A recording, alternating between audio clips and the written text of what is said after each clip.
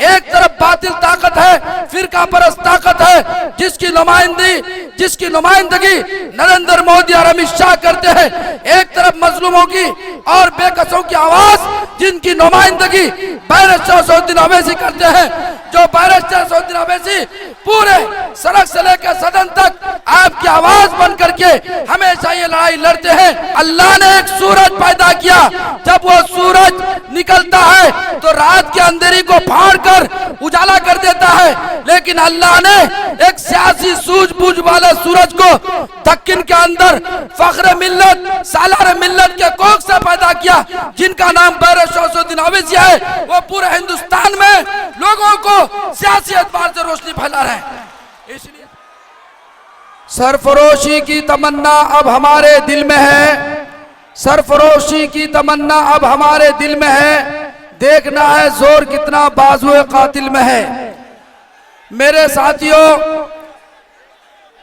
आज के इस जनसभा में ढाका की सरजमीन पर हम तमाम आए हुए मेहमानों का शुक्रगुजार हैं, और खास तौर पर हम सब के गार्जियन और हिंदुस्तान के तमाम मजलूमों की आवाज, गरीबों की आवाज बैरिस्टर असदुद्दीन ओवैसी साहब के आमद पर, और हमारे साथ बिहार के सदर जनाब अख्तरुल ईमान साहब और राणा रणजीत सिंह जी, और इसी तरीके पर हमारे एमएलए तौसीफ साहब, और हैदराबाद के बहुत ही मशहूर और मजबूत जो नौजवान दिलों की धड़कन इज्जत माब जनाब माजिद हसन साहब, वो हमारे बीच तशरीफ फरमा है।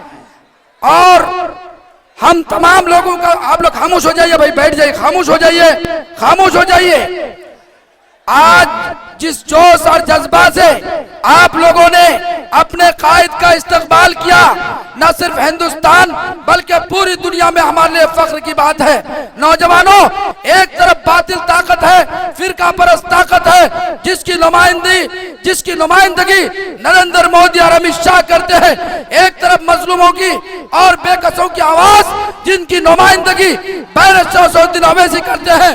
जो बैरिस्टर असदुद्दीन ओवैसी पूरे सड़क से लेकर सदन तक आपकी आवाज बन करके हमेशा ये लड़ाई लड़ते हैं, वो आपके बीच में आया है। मुझे ताज्जुब है और मुझे बड़ी खुशी है कि जब राणा जी चुनाव लड़ रहे थे, इसी मैदान पर सारे लोग, आप लोग इस्तकबाल के लिए आए थे, लेकिन बैरिस्टर साहब किसी वजह से नहीं आ पाए। आज जो इस तरह इतना जोरदार इस्तकबाल हुआ, मैं आप लोगों का भी इस्तकबाल करता हूं।